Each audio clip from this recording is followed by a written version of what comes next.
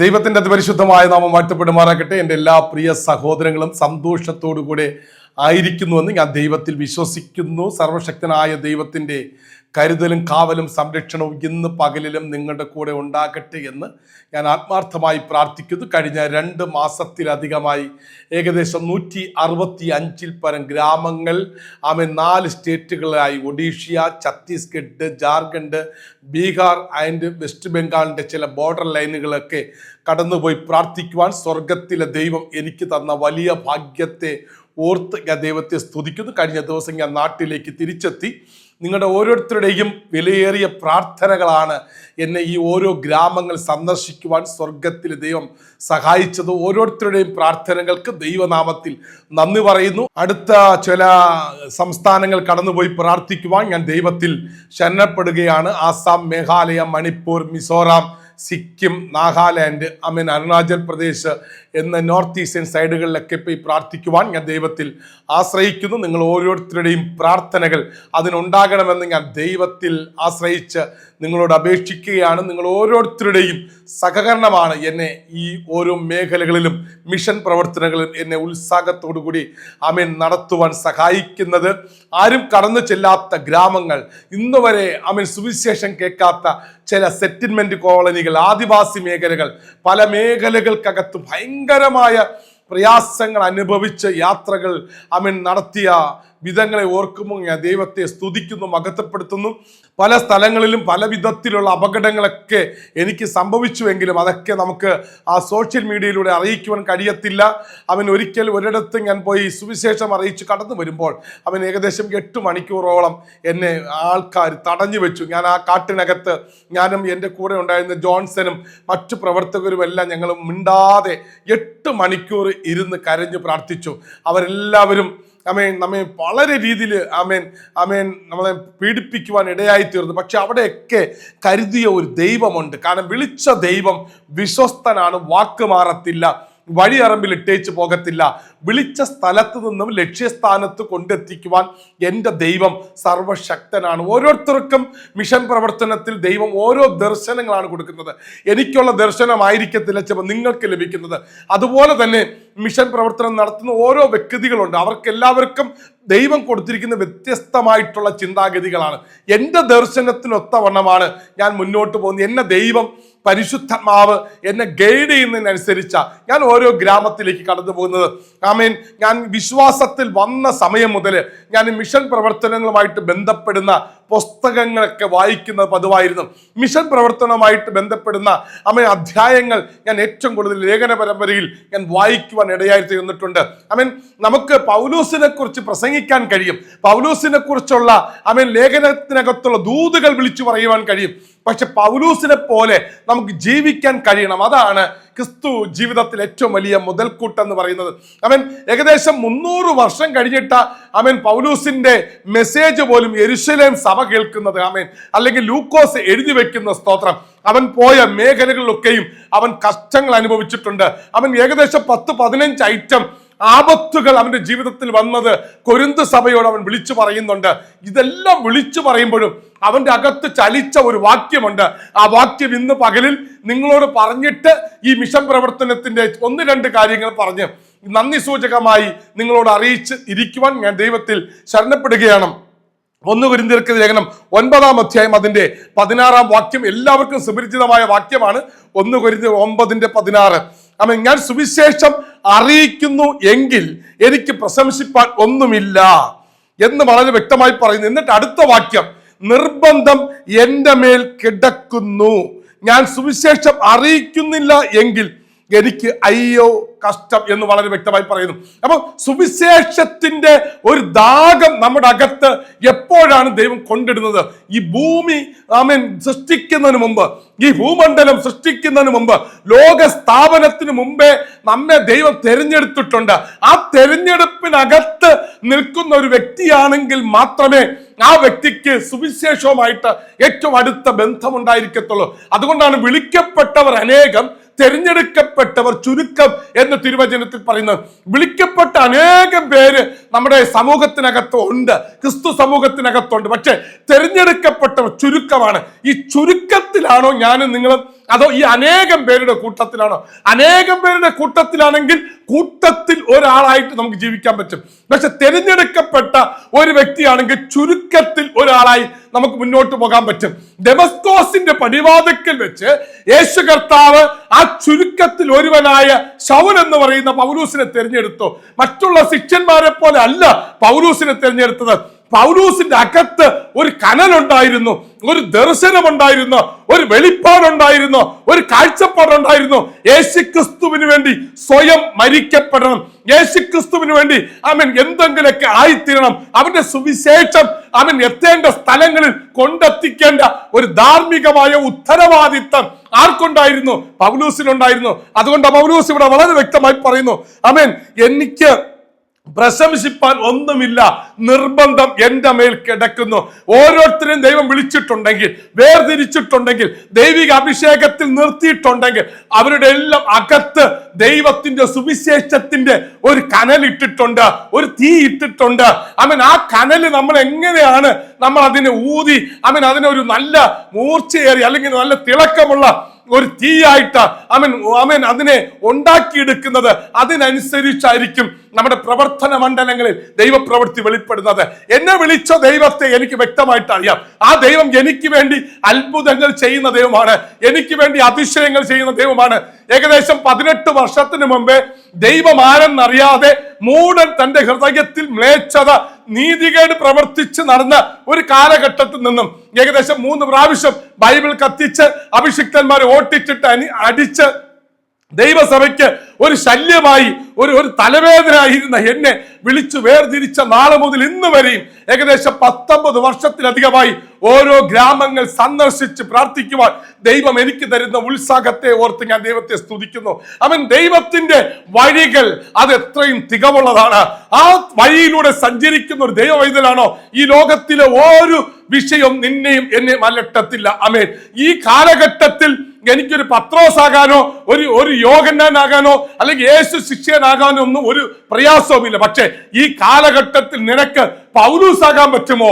ആ പൗലൂസ് പോയ യാത്രകൾ, ആ ജീവിത സാഹചര്യങ്ങൾ നിനക്കും എനിക്കും അനുഭവിക്കുവാൻ പറ്റുമോ? മിഷൻ യാത്ര എന്ന് പറയുമ്പോൾ പലരും ചിന്തിക്കുന്നത് ഏതെങ്കിലൊക്കെ സംസ്ഥാനത്തിന്റെ ഏതെങ്കിലൊക്കെ പ്രധാനപ്പെട്ട സ്ഥലത്ത് ചെന്ന് ഒരു കൺവെൻഷൻ പ്രസംഗം നടത്തുന്നത് മിഷൻ പ്രവർത്തനമല്ല. അതങ്ങനെ തെറ്റിദ്ധരിക്കരുത് ആരും. ഏതെങ്കിലും സഭയിൽ 3 ദിവസത്തെ ഉപവാസക്കൂട്ടത്തിന് ഞാൻ പോയി പ്രസംഗിക്കുന്നത് മിഷൻ പ്രവർത്തനമല്ല. കാരണം അതൊന്നും മിഷൻ പ്രവർത്തനമായിട്ട് ബന്ധപ്പെടുത്താൻ കഴിയത്തില്ല. വടക്കേന്ത്യയിലെ ഏതെങ്കിലും സംസ്ഥാനത്ത് ഞാൻ സുവിശേഷ വേലയുമായി പോകുമ്പോൾ അതിനെ മിഷൻ പ്രവർത്തനമായിട്ട് ഒരിക്കലും കൂട്ടിക്കുഴയ്ക്കരുത്. മിഷൻ പ്രവർത്തനം എന്ന് പറഞ്ഞാൽ ഞാൻ പഠിച്ച ആ പുസ്തകങ്ങളിൽ വളരെ വ്യക്തമായി എഴുതിയിട്ടുണ്ട്. വില്യം കേരി എന്ന് പറയുന്ന ഒരു നല്ല മിഷണറി ഈ രാജ്യത്ത് വന്നിട്ടുണ്ട്.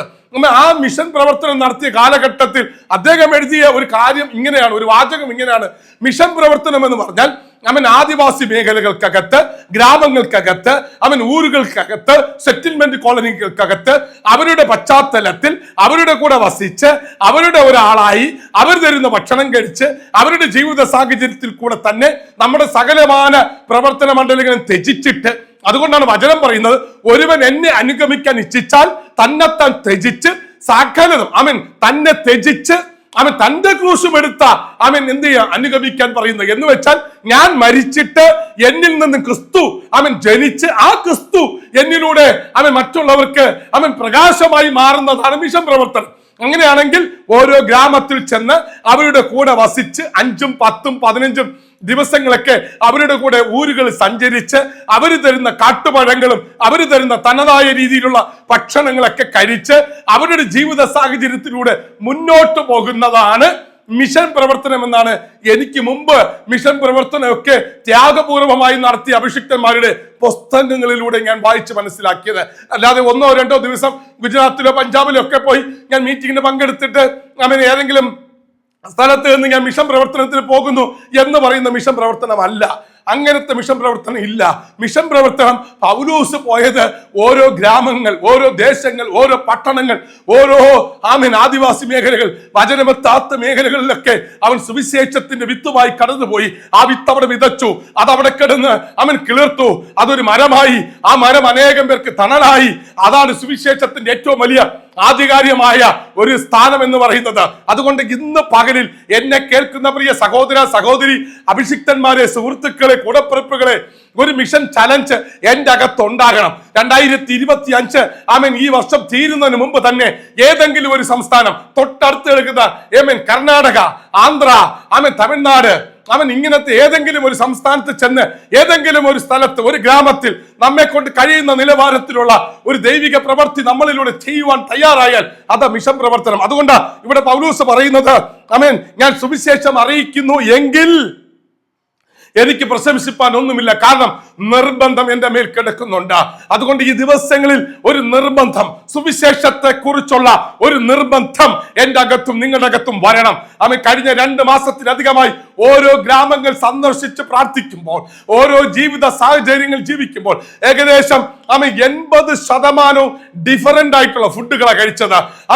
ഓരോ ഗ്രാമത്തിലും ഓരോ തരത്തിലുള്ള ഫുഡുകളാണ്, ഓരോ സാഹചര്യങ്ങളാണ്, ഓരോ ജീവിത രീതികളാണ്. അവിടെ നിന്നൊക്കെ ലഭിക്കുന്ന ഭക്ഷണം പ്രാർത്ഥിച്ച് കഴിക്കുമ്പോൾ അവരുടെ കൂടെ അസൗകര്യങ്ങളുണ്ട്, പക്ഷെ എങ്കിലും അവർ തരുന്ന സൗകര്യത്തെ മനസ്സിലാക്കിയിട്ട് അവിടെ താമസിച്ച് അവരോടൊപ്പം യേശുവിനെ പോലെ പെരുമാറുവാൻ സ്വർഗം എന്നെ സഹായിച്ചു. അതിനെല്ലാം കാരണം എന്റെ പ്രിയ കൂടപ്പിറപ്പുകളെ, നിങ്ങളുടെ പ്രാർത്ഥനകളാണ്.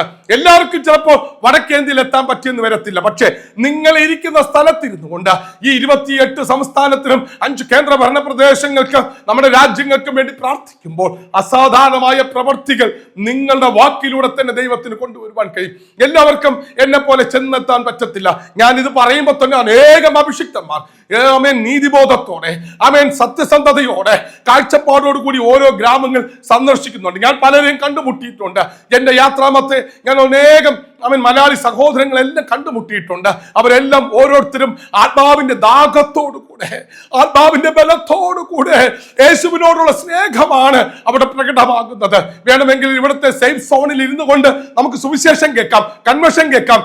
7, 14, 21 ഒക്കെ സഭയ്ക്കകത്ത് ഉപവാസ പ്രാർത്ഥന വെച്ച് നമുക്ക് ആളെ കൂട്ടാം, വിശ്വാസി സമൂഹത്തെ പെരുപ്പിച്ചെടുക്കാം. പക്ഷെ ഒരു കാര്യം ഞാൻ പറയാം, ഇവിടെ വളരെ വ്യക്തമായിട്ട് പറയുന്നു, കൊയ്ത്തു വളരെ ഉണ്ട്, വേലക്കാരോ ചുരുക്കം. ആ ചുരുക്കത്തിൽ ഒരുവനായി, ആ തിരഞ്ഞെടുക്കപ്പെട്ട കൂട്ടത്തിൽ ഒരുവനായി ഞാനും എന്റെ സഭയും എന്റെ കുടുംബവും എന്റെ വിശ്വാസവും എന്റെ വ്യക്തിപരമായ ജീവിതം മാറുന്നുണ്ടോ? അതോ വിളിക്കപ്പെട്ട അനേകരുടെ കൂട്ടത്തിലാണോ ഞാൻ?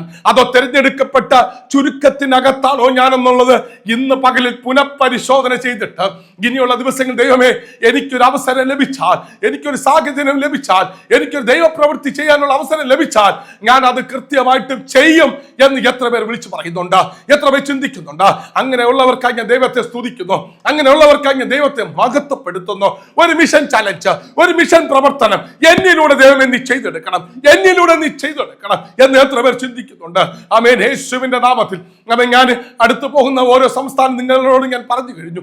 ആസാം, മേഘാലയ, ത്രിപുര, സിക്കിം, മിസോറാം, അരുണാചൽ പ്രദേശ്, നാഗാലാൻഡ്, അങ്ങനത്തെ 7 സംസ്ഥാനങ്ങളാണ്. നോർത്ത് ഈസ്റ്റേൺ സൈഡാണ്, ഓരോ മലകളാണ്. അവിടുത്തെ യാത്രകൾ അതികഠിനമാണ്. അവിടെ ഒരിക്കലും നമുക്ക് സുഖകരമായി സുവിശേഷ വേല ചെയ്യാൻ പറ്റത്തില്ല. മരണകരമായ പാതകളിലൂടെ സഞ്ചരിക്കേണ്ടി വരും. അവിടെയെല്ലാം ദൈവത്തിന്റെ കരുതലുണ്ടായിരിക്കണം. കഴിഞ്ഞ ദിവസം ബഹിരാകാശത്ത് നിന്ന് കടന്നു വന്ന വിൽമോർ പറഞ്ഞൊരു കാര്യമുണ്ട്, ഇനി ഞാൻ ഭൂമിയിലേക്ക് എത്തുമോ ഇല്ലയോ എന്നുള്ളത് എനിക്കറിയത്തില്ല, പക്ഷെ എനിക്ക് ഒരു കാര്യം അറിയാം, ഞാൻ അറിഞ്ഞ ദൈവം എന്നെ ഇവിടെ കൊണ്ടെത്തിച്ചിട്ടുണ്ടെങ്കിൽ, അവന്റെ ദൗത്യം, അവന്റെ മഹത്വത്തിന് വേണ്ടി എന്നെ ഇവിടെ നിർത്തിയിട്ടുണ്ടെങ്കിൽ അവൻ എന്നെ ഭൂമിയിൽ കൊണ്ടുപോകും. എന്റെ ഉറ്റവർ എവിടെയോ ഞാൻ കാണും. ആ ആത്മവിശ്വാസം, ആ യേശുവിനുള്ള അമിതമായ വിശ്വാസം അവനെ കൊണ്ടെത്തിച്ചത് അത്ഭുതകരമായ, ലോകത്ത് ഒറ്റ സെക്കൻഡ് കൊണ്ടാ ലോകത്തിലെ ലക്ഷക്കണക്കിനല്ല കോടിക്കണക്കിന് മേൽ ആ സുവിശേഷം കേട്ടത്. ഒരു കാര്യം മറന്നു പോരുത്, നിനക്ക് കിട്ടുന്ന അവസരത്തെ നീ പാഴാക്കി കളയരുത്. സഭയ്ക്കകത്തും ആമേൻ വിശ്വാസ സമൂഹത്തിനകത്ത് കെട്ടപ്പെട്ട അവസ്ഥയിൽ കിടക്കരുത്. ആമേൻ ഒരു ദർശനം നിന്റെ അകത്ത് ദൈവം തന്നിട്ടുണ്ടെങ്കിൽ ആ ദർശനത്തിന് വേണ്ടി വില കൊടുക്കണം, ആ ദൈവിക ദൂതിന് വേണ്ടി വില കൊടുക്കണം. ഏതെങ്കിലൊക്കെ ദൈവദാസന്മാർ വന്ന് നിങ്ങളുടെ തലയെ കൈവച്ച് പ്രവചിച്ച് കാണും, ദൂത് പറഞ്ഞു കാണും, ആമേൻ ദൈവത്തിന്റെ അരുളപ്പാട് അറിയിച്ചു കാണും, വാഗ്ദത്തം പറഞ്ഞു കാണും. പക്ഷെ ഇതൊക്കെ നടപ്പിലാകണമെങ്കിൽ വില കൊടുക്കണം, വില കൊടുക്കണം, വില കൊടുക്കണം. അങ്ങനെ വില കൊടുക്കുന്ന ഒരു ദൈവ പൈതലായി ഞാനും നിങ്ങൾ മാറണം. എനിക്ക് വേണമെങ്കിൽ സുഖകരമായും ഈ കേരളത്തിനകത്ത് സുവിശേഷ വേല ചെയ്ത് ജീവിക്കാം. പക്ഷെ എന്റെ ദൈവം എന്നെ വിളിച്ചു വേർതിരിക്കുമ്പോൾ ഞാൻ അങ്ങയോട് ആമേൻ ദൈവത്തോട് ഒരു കാര്യം പറഞ്ഞു, ആരും ചെല്ലാത്ത ഇടങ്ങളിലേക്ക് എന്നെ സുവിശേഷമായി എത്തണം, ആരും കടന്നു പോകാത്ത മേഖലകളിലൊക്കെ എന്നെ കൊണ്ടെത്തിക്കണം. അങ്ങനെ ദൈവത്തിന് മുമ്പിൽ സമർപ്പിക്കപ്പെട്ട ആമേൻ ഒരു ക്രിസ്തീയ ജീവിതം ഞാൻ കെട്ടിപ്പടുത്തപ്പോൾ ആരും ചെല്ലാത്ത മേഖലകളിൽ ദൈവം എന്നെ ഐഡന്റിറ്റി ആക്കി മാറ്റി, ദൈവത്തിന്റെ അടയാളമാക്കി മാറ്റി, ദൈവത്തിന്റെ പ്രകാശമാക്കി മാറ്റി. അനേകം പേർക്ക് ഒരു അനുഗ്രഹകരമായ ശുശ്രൂഷ ചെയ്യുന്ന ഒരു ദൈവ വൈതലാക്കി മാറ്റി. ഞാനൊരു ശിഷ്യനാണ്, ഞാൻ വിശ്വാസിയല്ല. സഭയ്ക്ക് വേണ്ടത് വിശ്വാസിയാണ്, പക്ഷെ ദൈവത്തിന് വേണ്ടത് ശിഷ്യന്മാരാണ്. അതുകൊണ്ട് മർക്കോസ് 16:16 പറയുന്ന ഒരു വാക്യമുണ്ട്, നിങ്ങൾ ഭൂലോകത്തൊക്കെയും പോയി എൻ്റെ നാമത്തെ ഉപദേശിച്ച് അവരെല്ലാം ശിഷ്യന്മാരാക്കുവാൻ. ശിഷ്യന്മാരെയാണ് ദൈവത്തിന് ആവശ്യം. ഈ ദിവസങ്ങളിൽ വിശ്വാസികൾ ദൈവത്തിന് വേണ്ട, അവൻ ഉപവസിക്കുന്ന സഹോദരിമാരെ വേണ്ട, ഫയർ എന്ന് പറയുന്ന ആൾക്കാരെ വേണ്ട. പരിശുദ്ധാത്മാവിന്റെ നിറവിൽ നിന്നുകൊണ്ട് ദൈവത്തിന്റെ പ്രവൃത്തി ചെയ്യുന്ന ഒരു നല്ല ശിഷ്യനാകാൻ നിങ്ങൾക്ക് ഇന്ന് പകലിൽ കഴിയുമെങ്കിൽ അവിടെയാണ് സുവിശേഷത്തിന്റെ ആദ്യത്തെ സ്റ്റെപ്പ് നിങ്ങൾ വെക്കുന്നത്. അതിനായിട്ട് ദൈവം നിങ്ങളെ ഒരുക്കട്ടെ എന്ന് ആത്മാർത്ഥമായി പ്രാർത്ഥിച്ചുകൊണ്ട് ഒരു മിഷൻ ചലഞ്ചിലേക്ക്, ഒരു മിഷണറി ആയിട്ട് ഞാൻ മാറും എന്നൊരു ദൃഢപ്രതിജ്ഞ ഇന്ന് പകൽക്കാലം നിങ്ങൾ എടുക്കാൻ തയ്യാറായാൽ സ്വർഗം അത് സീൽ ചെയ്യും. അതിനകത്ത് ദൈവത്തിന് പ്രവൃത്തി വെളിപ്പെടും. അതിനായിട്ട് ദൈവം നിങ്ങളെ ഒരുക്കട്ടെ. കഴിഞ്ഞ 2 മാസത്തിലധികമായി നിങ്ങൾ എനിക്ക് തന്ന എല്ലാ സഹകരണത്തിനും ദൈവനാമത്തിൽ നന്ദി പറഞ്ഞുകൊണ്ട് നിർത്തുന്നു. May God bless you. Jesus loves you. God be with you. God bless you.